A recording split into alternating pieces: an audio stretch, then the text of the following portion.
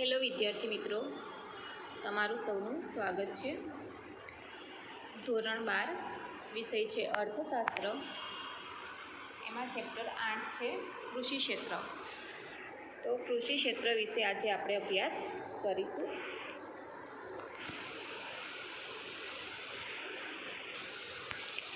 તો એમાં પ્રસ્તાવનાથી જોઈશું આપણે કે કૃષિ ક્ષેત્ર દુનિયાના તમામ અર્થતંત્રોમાં ખૂબ જ અગત્યનું ગણવામાં આવતું ક્ષેત્ર છે. કે જે બધા ક્ષેત્રો છે એમાં કૃષિ ક્ષેત્ર છે એને વધારે મહત્ત્વ આપવામાં આવે છે. આ ક્ષેત્ર દ્વારા દેશની વસ્તીને અનાજ, પછી શાકભાજી, ફળફળાદી, ફૂલો જ નહીં પરંતુ ઉદ્યોગો માટે કાચો માલ પણ પૂરો પાડવામાં આવે છે. એટલે કે આ કૃષિ ક્ષેત્ર છે એના લીધે આપણને શું મળી રહે છે તો કે અનાજ છે, પછી શાકભાજી, ફળફળાદી, આટલી વસ્તુ નહીં પણ ફૂલો પણ આપણને કૃષિ ક્ષેત્રમાંથી મળી રહે છે. અને જે ઉદ્યોગો માટે આપણે કાચા માલની જરૂરિયાત હોય છે એ પણ આપણને કૃષિ ક્ષેત્રમાંથી મળી શકે છે. દુનિયાના દરેક દેશના કૃષિ ક્ષેત્રની ક્ષમતા જુદી જુદી હોય છે. એટલે કે દુનિયાના જે બધા દેશો છે એમાં કૃષિનું ક્ષેત્ર કેવું છે, બધા દેશોમાં અલગ અલગ હોય છે, જુદું જુદું હોય છે. તે જુદા જુદા પ્રમાણમાં ઉત્પાદન, રોજગારી અને આવક સર્જન કરી આપતું જોવા મળે છે. એટલે કે બધા ક્ષેત્રમાં ઉત્પાદન પણ અલગ થાય છે, પછી રોજગારી અને આવક સર્જન આપતું જોવા મળે છે. હવે છે અર્થતંત્રની કરોડરજ્જુ, પણ આમાં આ ટોપિક ખોટો લખ્યો છે. અહીંયા આવશે કૃષિ ક્ષેત્રનું મહત્ત્વ. તો આપણે કૃષિ ક્ષેત્રનું મહત્ત્વ છે એના વિશે જોઈશું કે એનું મહત્ત્વ કેટલું છે આપણા દેશમાં. કે ભારતમાં કૃષિ ક્ષેત્ર પુરાતન કાળથી મહત્ત્વનું રહ્યું છે. એટલે કે જે ભારતનું કૃષિ ક્ષેત્ર છે એ ઘણા સમયથી મહત્ત્વનું રહ્યું છે. ભારત કૃષિ ઉત્પાદન, રોજગારી અને નિકાસ કમાણી જેવી બાબતોમાં કૃષિ ક્ષેત્ર પર ખૂબ જ નમતું હોવાથી ભારતને ખેતી પ્રધાન દેશ તરીકે પણ આપણે ઓળખીએ છીએ. કે જે આપણા ભારત દેશ છે એમાં કૃષિનું ઉત્પાદન થાય છે, પછી કૃષિ ક્ષેત્રમાં લોકોને રોજગારી પણ મળી રહે છે. પછી આપણે શું કરીએ છીએ, વસ્તુઓની નિકાસ કરીએ છીએ અને નિકાસ કરીને આપણે કમાણી મેળવીએ છીએ. એટલે કે આ બધી બાબતો ઉપર નમતું હોય છે. અને આપણો જે ભારત દેશ છે એને ખેતી પ્રધાન દેશ તરીકે પણ ઓળખવામાં આવે છે. ભારતમાં કૃષિ ક્ષેત્ર દેશની જીવાદોરી સમાન છે. આપણે જીવવા માટે કૃષિ ક્ષેત્રનો સહારો જોઈએ છે, કારણ કે કૃષિ ક્ષેત્રમાંથી જ આપણને બધી વસ્તુ મળી રહી છે. ખાવાનું અનાજ છે, પછી શાકભાજી છે, પછી કાચો માલ, એ બધી જ વસ્તુ આપણને કૃષિ ક્ષેત્રમાંથી મળી રહે છે. એટલે એને આપણે જીવાદોરી સમાન માનવામાં આવે છે. તેથી તેને અર્થતંત્રની કરોડરજ્જુ સમાન દરજ્જો આપવામાં આવે છે. એટલે એને અર્થતંત્રની કરોડરજ્જુ જેવો પણ દરજ્જો આપવામાં આવ્યો છે. એટલે કે ભારતીય અર્થતંત્રના વિવિધ ક્ષેત્રો કૃષિ ક્ષેત્ર ઉપર અવલંબિત છે. કે જે ભારત દેશના જે ઘણા બધા ક્ષેત્રો છે એ બધા ક્ષેત્રો કૃષિ ક્ષેત્ર ઉપર આધાર રાખે છે. જેનું મુખ્ય કારણ એ છે કે જો કોઈ કારણસર ભારતમાં કૃષિ ક્ષેત્ર તેના ખેત ઉત્પાદનમાં નિષ્ફળ જાય તો અનાજ, શાકભાજી, ફળફળાદી, ફૂલો જ નહીં પણ ઉદ્યોગોમાં કાચા માલ તરીકે વપરાતો જે રોકડિયા પાક છે એ પણ છે નિષ્ફળ જાય. તો તેવા સંજોગોમાં દેશના લોકોને ખેતીજન્ય ચીજવસ્તુઓ પૂરતા પ્રમાણમાં મળી રહેતી નથી. એટલે શું કહે છે કે આપણું જે ખેતી ક્ષેત્ર છે એ કોઈ પણ કારણસર નિષ્ફળ જાય તો આપણને જે જીવન જીવવા માટે જે વસ્તુઓની જરૂર પડે છે, જેવી કે અનાજ, શાકભાજી, ફળફળાદી, પછી કાચો માલ છે, પછી રોકડિયા પાકો છે, એ બધી વસ્તુઓ શું થાય છે આપણને મળી શકતી નથી. એના માટે આપણે શું કરવું પડે છે પછી કે તે ખૂબ જ ઊંચા ભાવે પ્રાપ્ત થાય છે, જેથી લોકોનું જીવન ખૂબ જ પ્રભાવિત થાય છે. તદુપરાંત દેશની વસ્તીનો મોટો ભાગ ગ્રામ્ય વિસ્તારોમાં વસવાટ કરતો હોવાથી એમ કહી શકાય છે કે જો ખેત ઉત્પાદન નિષ્ફળ જાય તો આ દેશની મોટા ભાગની વસ્તીની આવકને માઠી અસર થાય છે. એ દેશની વસ્તીનો આપણો જે મોટા ભાગનો વિસ્તાર છે બધો ક્યાં રહે છે તો ગામડાઓમાં રહે છે. અને ગામડાઓનો મુખ્ય વ્યવસાય શું હોય છે, ખેતી ક્ષેત્રનો હોય છે. એટલે કે ખેત ઉત્પાદન જો આપણે નિષ્ફળ જાય તો મોટા પ્રમાણમાં જે વસ્તી જે ગામડામાં વસે છે એની આવકને પણ શું થાય છે, અસર થાય છે. અને જો દેશની મોટા ભાગની વસ્તીની આવકને માઠી અસર થાય તો તેઓ જે ઔદ્યોગિક વસ્તુઓના મોટા ઉપભોક્તાઓ છે તેઓને તેમની ઔદ્યોગિક વસ્તુઓની માંગ ઘટાડવી પડે છે. એટલે શું વસ્તુઓનું ઉત્પાદન ઓછું થાય એટલે કે જે વસ્તુઓની માંગ છે એને પણ શું કરવી પડે છે, આપણે ઘટાડવી પડે છે. જેના કારણે એક તરફ ઉદ્યોગોને ઓછો કાચો માલ મળ્યો હોય છે અને બીજી તરફ તેમની ઔદ્યોગિક ઉત્પાદિત વસ્તુઓની માંગ થતી નથી. કે ઉદ્યોગોને જે કાચો માલ છે એ મળ્યો તો છે પણ કેવો ઓછો છે, અને બીજી તરફ જે એમની ઔદ્યોગિક ઉત્પાદિત વસ્તુઓ છે એની માંગ પણ થતી નથી. સરવારે આપણે એમ કહી શકાય છે કે કૃષિ ક્ષેત્રની નિષ્ફળતા ઔદ્યોગિક ક્ષેત્રને નિષ્ફળતા અપાવે છે. કે જો ખેતી ક્ષેત્રમાં આપણે નિષ્ફળ જઈએ તો જે ઔદ્યોગિક ક્ષેત્ર છે એમાં પણ આપણે નિષ્ફળ જઈ શકીએ છીએ. અને જો આ બંને ક્ષેત્રો પર માઠી અસરો જોવામાં આવે તો દેશનું ત્રીજું ક્ષેત્ર છે જે સેવા ક્ષેત્ર છે એના પર તેની સેવાકીય માંગ અને આવકના ઘટાડારૂપ અસર થાય છે. એટલે કે આ બંને બાબતોમાં જો અસર થાય છે તો એના લીધે જે આપણું ત્રીજું ક્ષેત્ર છે એ છે સેવા ક્ષેત્ર, એના ઉપર પણ તેની અસર થાય છે. જેથી કહી શકાય છે કે જો ભારતમાં કૃષિ ક્ષેત્ર નિષ્ફળ નીવડે તો દેશનું અર્થતંત્ર ખોરવાઈ જાય છે. એટલે કે આપણા કૃષિ ક્ષેત્ર છે એ નિષ્ફળ જાય તો શું થાય છે, આપણું દેશનું જે અર્થતંત્ર છે એ પણ શું થાય છે, નિષ્ફળ જાય છે. અને આ જ રીતે કૃષિ ક્ષેત્ર સફળ નીવડે તો દેશ પ્રગતિના પંથે અગ્રેસર રહે છે. એટલે કે કૃષિ ક્ષેત્ર જો સારું થાય, સફળ નીવડે તો દેશ શું થાય છે, પ્રગતિ કરતો હંમેશા રહે છે. આ કારણથી દેશના કૃષિ ક્ષેત્રને દેશની કરોડરજ્જુ પણ કહેવામાં આવે છે. આના લીધે આપણા જે કૃષિ ક્ષેત્ર છે એને આપણા દેશની કરોડરજ્જુ સમાન દરજ્જો પણ આપવામાં આવે છે.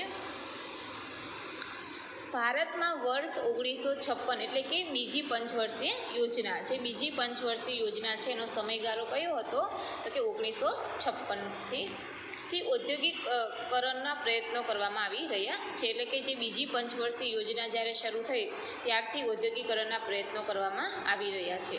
ભારત સરકારે ઔદ્યોગિકરણ માટે કરેલા પ્રયત્નો છતાં આજે પણ ભારત ખેતી પ્રધાન અર્થતંત્ર તરીકે જ ઓળખાય છે.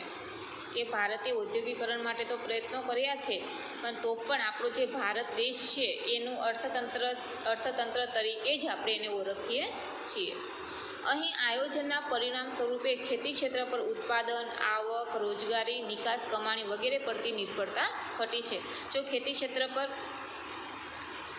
ખરાબ પરિણામ આવે તો શું થાય છે કે ઉત્પાદન ઓછું થાય છે. ઉત્પાદન ઓછું થાય તો લોકોને આવક બી ઘટી જાય છે, પછી રોજગારી પણ મળતી નથી અને નિકાસ, કમાણી વગેરે પર નિર્ભરતા ઘટી જાય છે. તેમ છતાં ભારતના અર્થતંત્રનો વિકાસનો દર આજે પણ કૃષિ ક્ષેત્રના વૃદ્ધિના દર પર આધાર રાખી રહ્યો છે. હવે જે ભારતમાં કૃષિ ક્ષેત્રની વર્તમાન સ્થિતિ, કે ભારતમાં કૃષિ ક્ષેત્રની વર્તમાન એટલે કે અત્યારની સ્થિતિ કેવી છે એના વિશે અભ્યાસ કરીશું આપણે. કે ભારત અંગ્રેજોના શાસન પહેલાં, જ્યારે અંગ્રેજોનું શાસન હતું એ પહેલાંની વાત કરવામાં આવી છે કે અંગ્રેજોના શાસન દરમિયાન અને અંગ્રેજોની મળેલી આઝાદી બાદ પણ કૃષિ આધારિત દેશ હતો. કે જ્યારે અંગ્રેજોનું શાસન હતું ત્યારે પણ અને એને આપણને આઝાદી મળી ત્યારે પણ આપણો જે ભારત દેશ છે એ કૃષિ આધારિત દેશ હતો. દેશમાં આયોજન દરમિયાન ઔદ્યોગિકરણને વધુ મહત્ત્વ આપવાને કારણે ભૂતકાળની કૃષિ ક્ષેત્રની સ્થિતિ કરતાં વર્તમાન સ્થિતિમાં ખૂબ જ મોટા પરિવર્તનો જોવા મળી રહ્યા છે. દેશમાં આજે ભૂતકાળની તુલનામાં રોજગારી, ઉત્પાદન અને નિકાસ કમાણી કે જે સ્તરે ખેતી ક્ષેત્ર અગ્રેસર રહ્યું છે. કે આપણું જે ખેતી ક્ષેત્ર છે એ રોજગારીમાં પણ વધારે મહત્ત્વ આપે છે, પછી ઉત્પાદન પણ કરે છે અને નિકાસ કમાણી પણ કરે છે. એટલે કે આ બધી બાબતોનો એમાં સમાવેશ થાય છે અને એના લીધે ખેતી ક્ષેત્ર છે એ આગળ રહ્યું છે. તેમાં ફેરફાર જોવામાં આવી રહ્યા છે. દેશમાં ખેતી ક્ષેત્રે નોંધનીય બાબતો એ રહી છે કે તે અર્થતંત્રના ખૂબ જ મોટા રોજગારીના ક્ષેત્રે ઉપયોગી રહ્યું છે. છતાં દેશની કુલ આવકમાં કૃષિ ક્ષેત્રનો ફાળો અને અન્ય ક્ષેત્રોની તુલનામાં ખૂબ જ ઓછો નોંધાયો છે.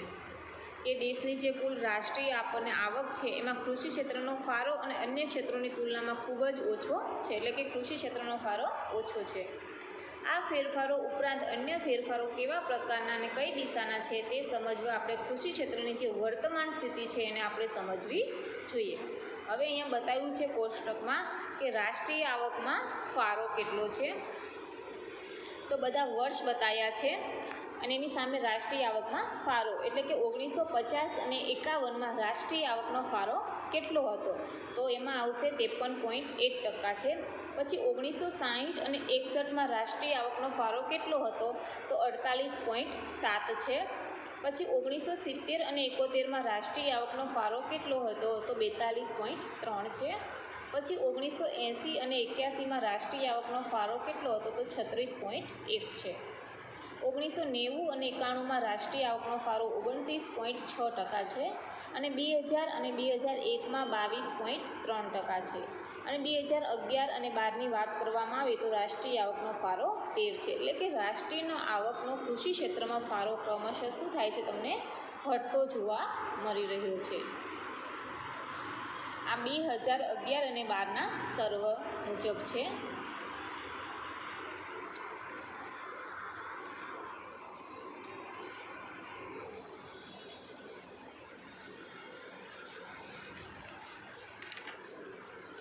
સામાન્ય રીતે ખેતી ક્ષેત્રની આવકને પ્રાથમિક ક્ષેત્રની આવક પણ કહેવામાં આવે છે. આપણા જે ખેતી ક્ષેત્રની આવક છે, ખેતીમાંથી આપણને જે આવક મળે છે, આપણે એને શું માનીએ છીએ? પ્રાથમિક ક્ષેત્રની આવક. પ્રાથમિક ક્ષેત્રની આવક કે આપણે રોજ જરૂરિયાત જેવી હોય છે કે અનાજ છે, પાણી છે, પછી શાકભાજી છે, એ બધી આપણી પ્રાથમિક જરૂરિયાત છે, જેના વગર આપણને ચાલતું નથી. જેમાં ખેતીના પાક આવી જાય છે, પછી મરઘા પાલન છે, પછી મત્સ્ય પાલન છે, પશુપાલનનો સમાવેશ પણ થાય છે. આર્થિક સર્વે 2011 અને 12 મુજબ 1950 અને 51માં રાષ્ટ્રીય આવક એટલે કે જીડીપી ગ્રોથ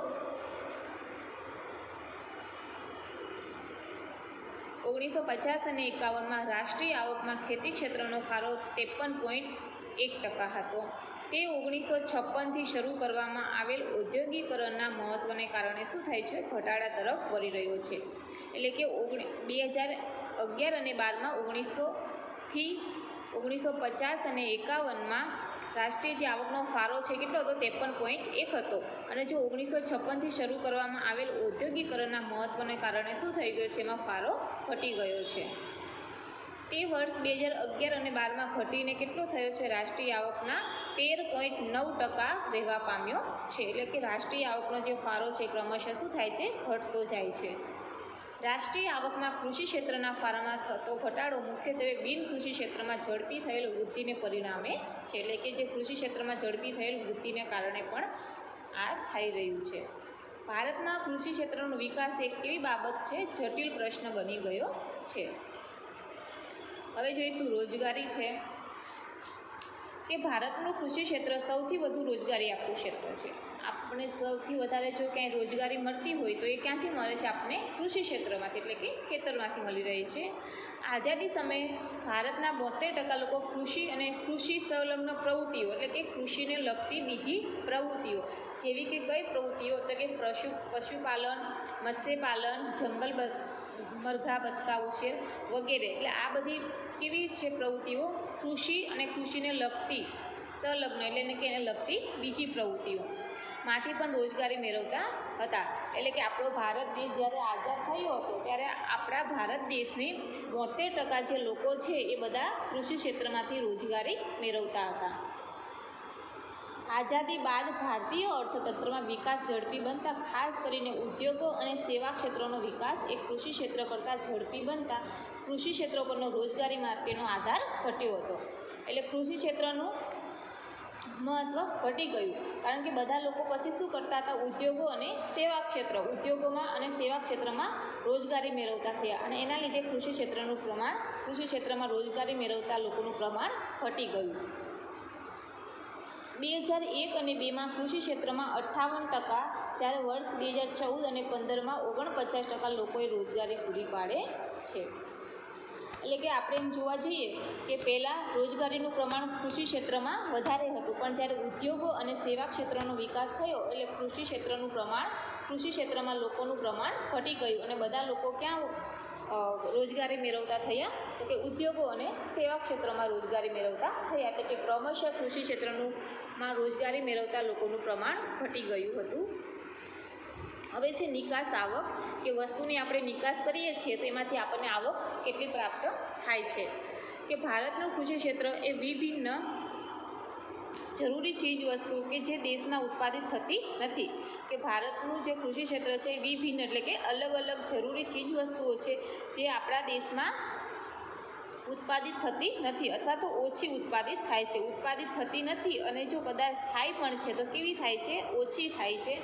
તેવી વસ્તુઓનું આયાત કરવા માટેનું વિદેશી હુંડિયામણ મેળવી આપવા માટે જરૂરી નિકાસો દ્વારા દેશમાં પોતાનો ફાળો આપતું રહ્યું છે. એટલે શું કહે છે કે જે વસ્તુ આપણા દેશમાં ઉત્પાદિત થતી નથી અને જો થાય પણ છે તો કેવી થાય છે? ઓછી છે. એટલે એવી વસ્તુઓ છે એને આપણે શું કરીએ છીએ? આયાત કરીએ છીએ. અને આયાત આપણે કરીએ છીએ તો આપણે વિદેશી હુંડિયામણ એટલે કે આપણે એક દેશના ચલણને બીજા દેશના ચલણમાં આપણે રૂપાંતર કરવું પડે છે. એના માટે આપણે શું કરવું પડે છે કે જરૂરી નિકાસો દ્વારા પણ આપણે જે આપણો ફાળો હોય છે આપણે આપવો પડે છે. એટલે કે જે વસ્તુની આપણે આયાત કરીએ છીએ એ વસ્તુમાં આપણે પૈસા આપીએ છીએ, બરાબર? તો એ પૈસા આપણે મેળવવા માટે શું કરવું પડે? તો વસ્તુની આપણે નિકાસ પણ કરવી પડે અને આપણે નિકાસ કરીશું તો આપણને પણ પૈસા મળશે. આમ કૃષિ ક્ષેત્ર દ્વારા દેશના આર્થિક વિકાસ માટે જરૂરી વિદેશી હુંડિયામણની જરૂરિયાત કૃષિ ક્ષેત્રની વસ્તુઓની નિકાસ દ્વારા પણ આપણને મળી રહે છે.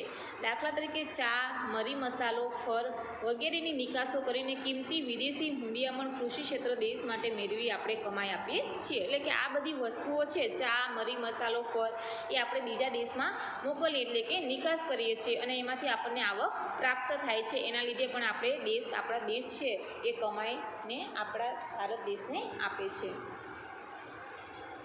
આઝાદીના સમયે ભારતની કુલ નિકાસ આવક, હવે આપણો દેશ જ્યારે આઝાદ થયો 1947માં, તો કે ભારતની જે કુલ નિકાસની આવક છે પૈકીની 70% આવક માત્ર કૃષિ ક્ષેત્રમાંથી મળી રહેતી હતી. એટલે કે ભારત જ્યારે દેશ આઝાદ થયો ત્યારે જે 70% જે આવક છે આપણને કૃષિ ક્ષેત્રમાંથી મળતી હતી. પરંતુ દેશની નિકાસ પ્રક્રિયામાં ઉદ્યોગો અને સેવા ક્ષેત્ર અગ્રસ્થાને રહેવાને કારણે કૃષિ ક્ષેત્રનો ફાળો નિકાસ આવકમાં પણ ઘટ્યો હતો. કે દેશની જે વિકાસ પ્રક્રિયામાં ઉદ્યોગો અને સેવા ક્ષેત્રનો મહત્ત્વ વધી ગયું હતું અને એના લીધે શું થયું છે કે કૃષિ ક્ષેત્રની જે નિકાસ આવક છે એમાં શું થઈ ગયો છે? ઘટાડો થઈ ગયો છે. કારણ કે ઉદ્યોગો અને સેવા ક્ષેત્રનો સમાવેશ થયો, એના લીધે કૃષિ ક્ષેત્રની જે આવક છે એમાં ઘટાડો થઈ ગયો. વર્ષ 2013 અને 14 મુજબ દેશની કુલ નિકાસ આવકમાં કૃષિ ક્ષેત્રનો ફાળો 14.4 નોંધવામાં આવ્યો છે. કે જ્યારે 13 અને 14 મુજબ જે દેશની એટલે કે ભારત દેશની જે નિકાસ આવક છે એનો ફાળો કેટલો રહ્યો છે? તો કે 14.2% રહ્યો છે. હવે જોઈશું જીવન ધોરણ.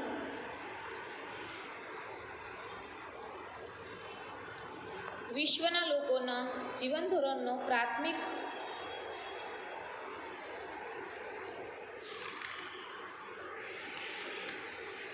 આધાર એ કૃષિ ક્ષેત્ર રહ્યો છે. કે વિશ્વના જે લોકો છે એનો જીવન ધોરણનો જે પ્રાથમિક આધાર એટલે કે જે મહત્ત્વનો આધાર હોય છે કોણ છે? કૃષિ ક્ષેત્ર છે. ભારતમાં પણ કૃષિ ક્ષેત્રે લોકોના જીવન ધોરણમાં સુધારો કરવાનું કાર્ય સતત કર્યું છે. કે જે ભારતના લોકો છે એને પણ જીવન ધોરણમાં સુધારો લાવવાનું કાર્ય કર્યું છે. કૃષિ ક્ષેત્ર મુખ્યત્વે 2 પ્રકારના પાક, એક તો છે અનુક્રમે અનાજ અને બીજું છે રોકડિયા પાકનું ઉત્પાદન કરતું રહ્યું છે. એક અનાજ છે એટલે એમાં બધા કઠોળ આવી જાય છે અને રોકડિયા પાક એટલે કે શેરડી છે, કપાસ છે, આ બધા કેવા પાકો છે? રોકડિયા પાક છે. એટલે પણ એનું પણ ઉત્પાદન કરતું રહ્યું છે. અનાજના પાકમાં મુખ્યત્વે તમામ ધાન્યનો સમાવેશ થાય છે. જો અનાજની વાત કરીએ તો અનાજમાં કોનો સમાવેશ થાય છે? તો કે જે ધાન્ય હોય છે, બરાબર? કઠોળ છે, અનાજ, ઘઉં, જુવાર, એ બધા કેવા પાકો છે? અનાજ છે એટલે ધાન્ય.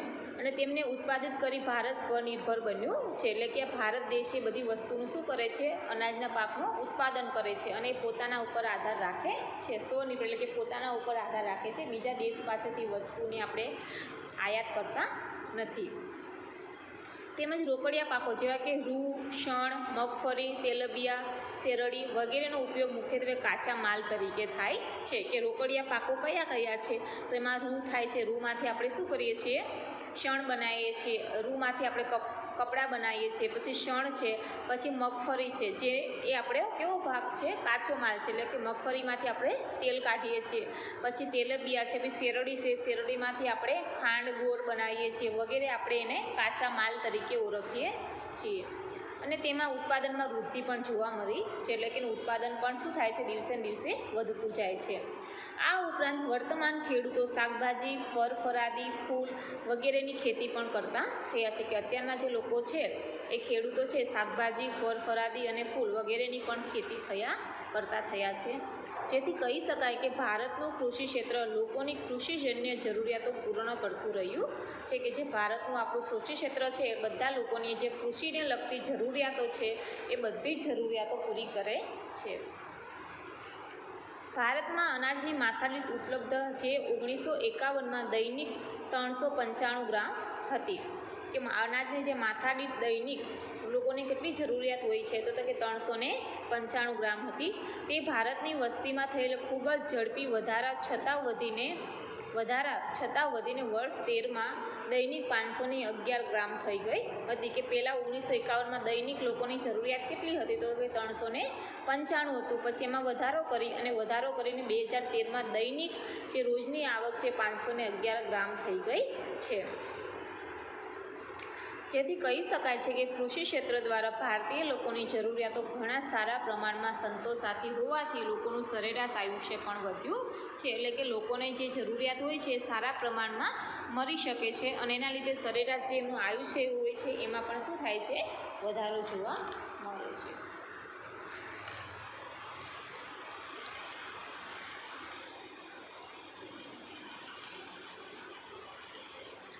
હવે જઈશું કૃષિ ઉત્પાદનમાં વૃદ્ધિ, કે કૃષિને લગતા જે ઉત્પાદન કરવામાં આવે છે તો એમાં વૃદ્ધિ કઈ રીતે થાય છે. તો એમાં પહેલું છે પાક બતાવ્યું છે, પછી 1950 અને 51માં વર્ષ બતાવ્યું છે કે એમાં કેટલી વૃદ્ધિ થઈ હતી, પછી 13 અને 14માં કેટલી વૃદ્ધિ થઈ છે. તો પહેલું છે અનાજ છે, તો કે મેટ્રિક ટનમાં બતાવ્યું છે, તો એમાં વૃદ્ધિ કેટલી થઈ છે 51.0, એટલે કે 51.0 થઈ છે. પછી 2013 અને 14માં 264.4%, એટલે તમે જુઓ તો આમાં વૃદ્ધિ સતત વધતી જોવા મળી રહી છે. પછી કઠોળની વાત કરીએ મેટ્રિક ટનમાં, કે 8.4, 1950 અને 51માં 8.4 હતી, અને 13 અને 14માં 19.6, એટલે એમાં પણ વૃદ્ધિ જોવા મળી રહી છે. શેરડીની વાત કરવામાં આવે તો 1950 અને 51માં 69.0 હતી, અને 13 અને 14માં 348.0, એટલે એમાં પણ વૃદ્ધિ આપણને દેખાઈ રહી છે. તેલબિયાની વાત કરીએ તો એમાં 1950 અને 51માં 5.1 છે, અને 13 અને 14માં 32.4 છે, એટલે એમાં પણ વૃદ્ધિ જોવા મળી રહી છે. પછી કપાસની વાત કરીએ તો 1950 અને 51માં 2.1 છે, અને 13 અને 14માં 36.5, એટલે કે ઉત્પાદનમાં શું થઈ રહ્યું છે, આમાં ક્રમશઃ વધારો થઈ રહ્યો છે. કૃષિ મંત્રાલય ભારત સરકાર 2015ના સર્વે મુજબ વાત કરવામાં આવી છે કે ભારતમાં કૃષિ ક્ષેત્રમાં કુલ ઉત્પાદનની દ્રષ્ટિએ વધારો થયો છે, એટલે કે આમાં સતત વધારો થઈ રહ્યો છે. અનુસૂચિમાં જણાવ્યા મુજબ અનાજનું ઉત્પાદન વર્ષ 1951માં 51 મેટ્રિક ટન હતું, તે વધીને 2013 અને 14માં 264.4 મેટ્રિક ટન થયું છે, જે 5 ગણાથી પણ વધુ વૃદ્ધિ સૂચવે છે. એટલે કે આમાં વૃદ્ધિ થઈ છે, પણ 5 ગણાથી પણ વધારે વૃદ્ધિ થઈ છે. હવે કઠોળની વાત કરીએ તો કઠોળનું કુલ ઉત્પાદન છે એ 8.4 મેટ્રિક ટન હતું, જે વધીને 2013 અને 14માં 19.6 મેટ્રિક ટન થયું, એટલે કે કઠોળમાં પણ સતત વૃદ્ધિ થઈ છે, જે લગભગ 2.5 ગણો વધારો સૂચવે છે. હવે શેરડીની વાત કરીએ તો કુલ ઉત્પાદન 1951માં 69.0 મેટ્રિક ટન હતું, જે 2013 અને 14માં વધીને 348 મેટ્રિક ટન થયું, તે પણ લગભગ 5 ગણો વધારો સૂચવે છે, એટલે કે આમાં પણ સતત વૃદ્ધિ થઈ છે. હવે અહીં તેલબિયાની અને કપાસ ખૂબ જ વધુ વૃદ્ધિ સૂચવે છે. જે તેલબિયા એટલે કે એમાંથી આપણને તેલ મળી રહે, અને કપાસ એમાંથી આપણે કપડાં બનાવીએ છીએ. આ કાચો માલ છે કપાસ, તેલબિયા, રોકડિયા પાકો છે, એટલે કે એમાં વૃદ્ધિ સૂચવે છે કે જેમાં તેલબિયા 1951માં 5.1 મેટ્રિક ટનનું કુલ ઉત્પાદન હતું, અને તે વધીને 32.4 મેટ્રિક ટનનું કુલ ઉત્પાદન થયું છે. એટલે તેલબિયામાં 1951માં 5.1 મેટ્રિક ટનનું કુલ ઉત્પાદન હતું, અને તે વધીને કેટલું થઈ ગયું છે 32.4 મેટ્રિક ટનનું કુલ ઉત્પાદન થયું છે. એટલે કે એમાં વધારો થયો છે તો 6.35 ગણો એમાં વધારો થયો છે. હવે કપાસનું જે કુલ ઉત્પાદન છે 1950 અને 51માં 2.4 મેટ્રિક બેલ્સ એટલે કે ગાંસડી હતું, તે વધીને 13 અને 14માં 36.5 મેટ્રિક બેલ્સ થયું, એટલે કે ગાંસડી, એટલે કે તે 17 ગણો વધારો સૂચવે છે, જે વાવેતર હેઠળની જમીન વધવા અને હેક્ટર દીઠ ઉત્પાદનમાં વધારો થતાં શક્ય બન્યું છે. એટલે તમે આમાં જોવા જોઈએ તો કૃષિ ઉત્પાદનમાં વૃદ્ધિ બધી બાબતોમાં વૃદ્ધિ વધતી જોવા મળે છે, ક્યાંય ઘટતી જોવા મળતી નથી.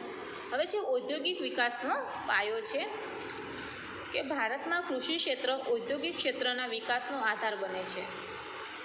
ઔદ્યોગિક ક્ષેત્રને જરૂરી એવી કાચા માલની જરૂરિયાત કૃષિ ક્ષેત્ર દ્વારા જ પૂરી પાડવામાં આવે છે કે ઔદ્યોગિક ક્ષેત્રને જે કાચો માલ જોઈએ છે તો એ બધી જ જરૂરિયાત આપણે કૃષિ ક્ષેત્ર છે એમાંથી જ પૂરી પાડવામાં આવે છે, જેથી ઔદ્યોગિક ક્ષેત્ર તેની ક્ષમતા અનુસાર ઉત્પાદન વધારી શકે અને શક્ય વિકાસ હાંસલ કરી શકે છે. એટલે કે એને જેટલી જરૂરિયાત હોય એટલું જે ઉત્પાદન વધારી શકે છે. તદુપરાંત આ ઉત્પાદિત વસ્તુઓ માટેનું ભારતમાંનું સૌથી મોટું બજાર છે ગ્રામ્ય ક્ષેત્રો. સૌથી મોટું જે બજાર હોય છે તો એ ગ્રામ્ય ક્ષેત્ર બને છે, કારણ કે ભારતની લગભગ 69% વસ્તી ગ્રામ્ય વિસ્તારમાં વસે છે, કે જે 69% લોકો છે એ ગામડામાં વસવાટ કરે છે. અહીં એ નોંધનીય છે કે આ 69% ભારતની વસ્તીની આવકને મુખ્ય સ્ત્રોત કયો છે તો એ કૃષિ ક્ષેત્ર. એટલે એ લોકોનો મુખ્ય આવક સર્જન કરવાનો જે સ્ત્રોત હોય તો એ કૃષિ ક્ષેત્ર છે, જેથી જ ગ્રામ્ય ક્ષેત્ર ઔદ્યોગિક ઉત્પાદિતની વસ્તુઓ દાખલા તરીકે ટીવી, ફ્રીજ, બાઇક, મોબાઈલ વગેરે જેવી વસ્તુઓનું માંગનું સર્જન કરી શકે છે.